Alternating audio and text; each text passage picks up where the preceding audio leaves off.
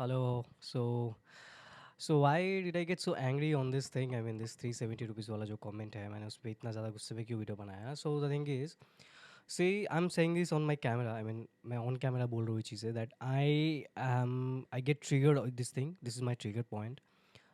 This is my weakness. You can say that whenever I see someone like talking shit about women, एक लड़की की personal चीज़ों पे, एक वुमेन की पर्सनल चीज़ों पे, पर्सनल प्राइवेसी पे घटिया घटिया कमेंट करता है जब कोई जब मैं देखता हूँ अपने सराउंडिंग में तो I really get triggered and जिसको भी ये लग रहा है कि शायद ये मतलब इस मैंने इस वायरल मूवमेंट का फ़ायदा उठा के अपने आप को शायद रेलेवेंट रखने के चक्कर में मैंने इस वीडियो को बनाया, तो मैं उनको ये बोलूँगा, बेटा प्लीज़ मेरे प्रोफाइल में एक बार जाके देखो, मेरे यूट्यूब चैनल में अभी भी रहेगा।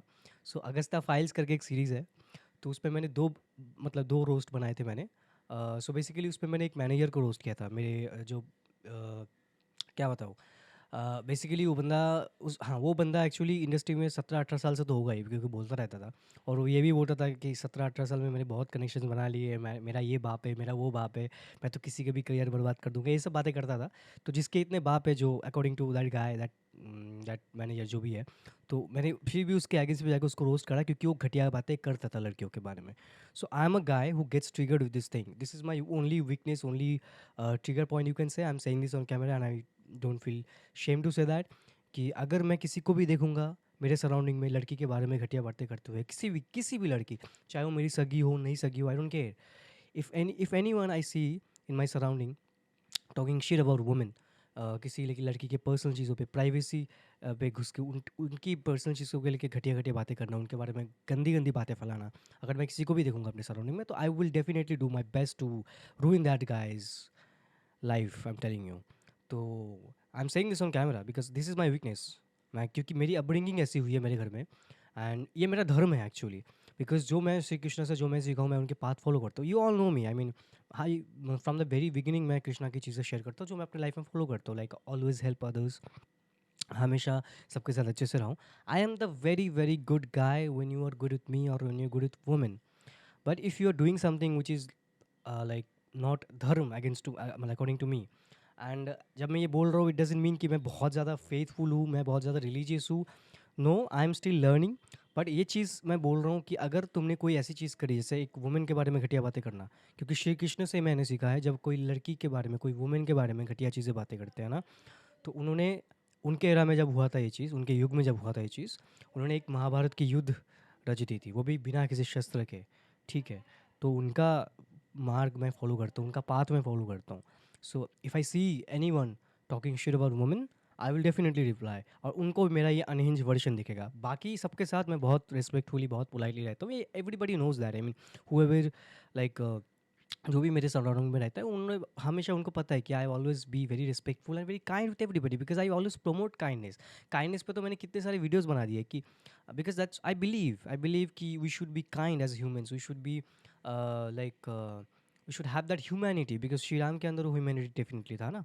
तो उनसे भी मैं बहुत इंस्पिरेशन लेता हूँ, क्योंकि सारे एक्चुअली जो मैं बोलता हूँ चीज़ें, ऐसा नहीं कि मैं वो चीज़ें सिर्फ ऑन कैमरा बोल रहा हूँ कि ताकि मैं चाहता हूँ कि लोग मुझे फॉलो करें ना, लोग मुझे अच्छा बोले, आई डोंट केयर।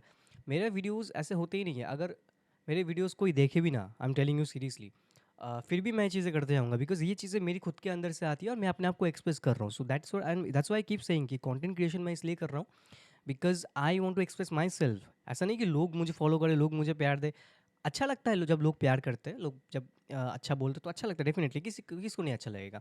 बट ऐसा नहीं कि I am dependent on that, and ऐसा भी नहीं कि उस चीज़ के लिए मैं कर रहा हूँ ये चीज़ें। ओके, सो दिस इज़ माई एक सिंपल सा एक मतलब मैसेज जो मैंने मुझे देना था आप सबको, कि कहीं आपको लगे कि मैं इतना गुस्सा कैसे हो गया। See it's very simple, again I am saying that कि if I see anybody talking shit about women, like in my surrounding, किसी कहीं पे भी मैं देखूंगा, I will talk about that. मैं उसके अगेंस्ट पे जाके उसको उससे एक तो प्यार से समझाऊंगा पहले, नहीं समझेगा तो फिर मुझे फिर अपने अनहिंज वर्जन में आना पड़ेगा, जो आप लोगों को पसंद आता है। I don't know why, for what reason, मतलब so many people tell me कि भाई तू जब गुस्से में बताता है ना तो बहुत अच्छा लगता है, but see I don't like to get angry, because कि anger anger is a negative energy, and किसको ही नेगेटिव एनर्जी अच्छा लगता है, किसी को भी नहीं। So I don't promote anger as मतलब एट ऑल, बट अब श्री कृष्ण भी मतलब बाँसी बजाने वाले, ठीक है, अब जब वो भी देखते हैं अधर्म होते हुए तो उनको भी युद्ध करना ही पड़ा था ना, तो वैसे ये उनके पाथ को फ़ॉलो करता हूँ मैं। बहुत शांत रहता हूँ, बहुत रिस्पेक्टफुली रहता हूँ सबके साथ। But if I see anybody doing something wrong, talking shit about women, एक लड़की की पर्सनल चीज़ों पे घटिया-घटिया बातें करना, तो definitely I will talk against that. मैं कभी रुका नहीं हूँ, मैं कभी किसी से डरा नहीं हूँ।